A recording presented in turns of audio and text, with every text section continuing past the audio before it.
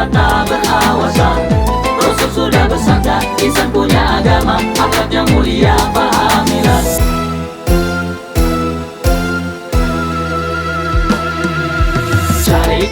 Carilah pasangan hidup betul-betul, oh kawan, bahagia berseri, rumah tangga akan harmoni.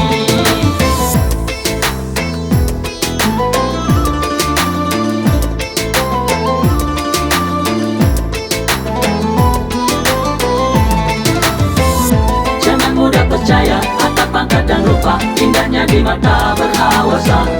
Rasul sudah bersabda, insan punya agama, akhlak yang mulia, pahamilah.